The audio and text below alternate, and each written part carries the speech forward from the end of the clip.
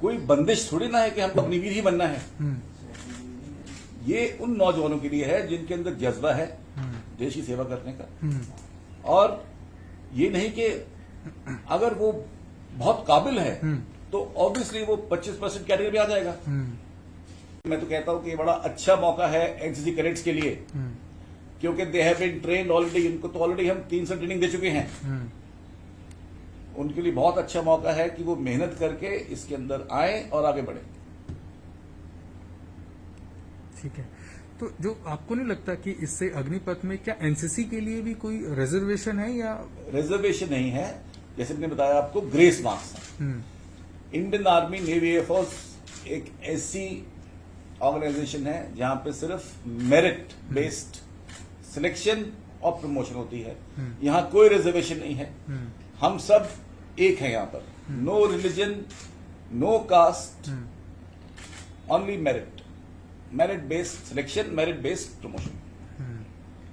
But इसमें एक सवाल ये भी आता है सर कि इंडियन आर्मी या देश की मतलब तीनों विंग्स में काम करना सिर्फ एक देश की रक्षा के भावना के साथ ही एक भारत जैसे देश में एक जॉब सिक्योरिटी भी है। तो सवाल जॉब सिक्योरिटी का है, उसको आप लोग कैसे देखते हैं? देखिए, जहां तक बात है जॉब सिक्योरिटी की, इंडियन आर्म फोर्सेस सिर्फ 0.5% हिस्सा है सेंट्रल गवर्नमेंट का। जी। बहुत इदारे हैं। अगर हमको जॉब सिक्योरिटी देखनी है तो आप रेलवे जा सकते हैं, बहुत बड़ा इदारा है वो। आप सेंट्रल आर्म पुलिस फोर्स जा सकते हैं, आप स्टेट पुलिस जा सकते हैं। कोई बंदिश थोड़ी ना है कि हमको अग्निवीर ही बनना है। ये उन नौजवानों के लिए है जिनके अंदर जज्बा है देश की सेवा करने का, और ये नहीं कि अगर वो बहुत काबिल है तो ऑब्वियसली वो 25% कैटेगरी में आ जाएगा। It is a win win situation, सबके लिए तो जीत की सिचुएशन है, जिसको हम सही तरीके से समझ नहीं पा रहे हैं हमारे नौजवान। हम चाहते हैं इस बात को समझें और मेहनत करें अपने टेस्ट के लिए।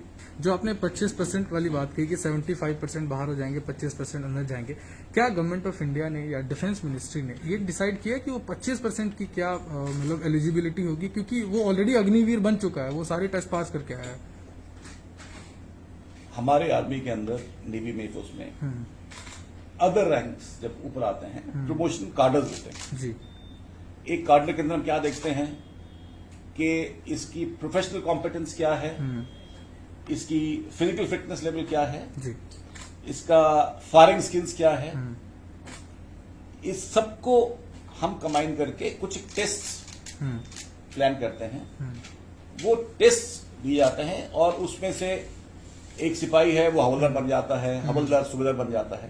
उसी तरीके के टेस्ट लिए जाएंगे और हमारे जो अग्निवीर हैं जो बहुत काबिल होंगे वो 25% कैटेगरी में आ जाएंगे। आपका बहुत लंबा अनुभव है, आप इसको स्कीम को कैसे देखते हैं एनसीसी कैडेट्स के लिए भी, कि दूरगामी परिणाम आपको क्या क्या नजर आते हैं? हमारे पर्सपेक्टिव में ये गवर्नमेंट ऑफ इंडिया का आज तक आर्म फोर्सेस के लिए सबसे प्रोग्रेसिव स्टेप है, क्योंकि हमने देखना है देश के हित में। हम अपने आप से बोलते हैं कि देश हमारे लिए क्या कर रहा है, वो गलत है। आप ये पूछो कि हमने देश के लिए क्या किया है। आज जो हमारा देश है बहुत उन्नति के राह पे है। हमारी Indian army, navy air force world की फर्स्ट 3-4 में मानी जाती है। जी। देश की इकोनॉमी बहुत स्ट्रांग है। वर्ल्ड के 3-4 देशों में हमारा नाम है। जब देश इतनी प्रोग्रेस कर रहा है तो जरूरी है हमारे जो आर्म फोर्सेस हैं वो बहुत ऊंचे दर्जे के हों। इस स्कीम के इम्प्लीमेंट होने के बाद हमारी जो आर्मी की एवरेज एज है नीचे आ जाएगी।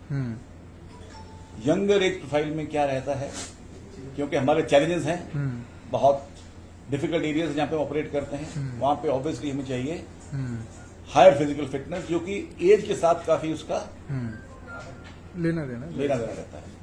तो इसके चलते हमारे फिजिकल फिटनेस लेवल्स हाई होंगे, हमारा प्रोफेशनलिज्म बढ़ेगा, हमारे जो अग्निवीर आने वाले हैं टेक्नोलॉजिकली इक्विप्ड रहेंगे, तो ऑब्वियसली जो हमारा professional competence as a organization है आगे बढ़ेगा। तो इससे अच्छी स्कीम तो हम समझते नहीं कोई और हो सकती है।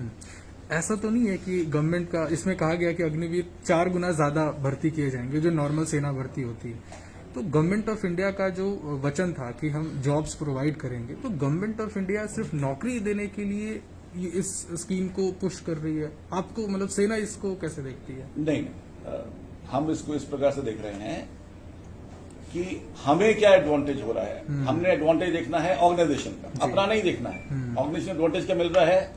हमारी प्रोफाइल यंगर हो रही है, हमारी टेक्नोलॉजी बढ़ रही है, तो हमारे हित में है ये तो डेवलपमेंट। जैसे बताया मैंने आपको, जॉब सिक्योरिटी के लिए अगर कोई मानता है कि हमें जॉब सिक्योरिटी चाहिए तो अदर ऑप्शन भी है हमारे पास। हम तो सिर्फ पूरे गवर्नमेंट का 0.5% हिस्सा ही है। रेलवे की जो नफरी है हमारे लगभग बराबर है जी। जो हमारी आर्म पुलिस फोर्सेज है सेंट्रल, उनकी भी लगभग बराबर है। स्टेट पुलिस भी है। बहुत जगह अगर हमने देश के लिए वर्दी डाल के काम करना है, नौकरी करनी है, तो बहुत ऑप्शन है।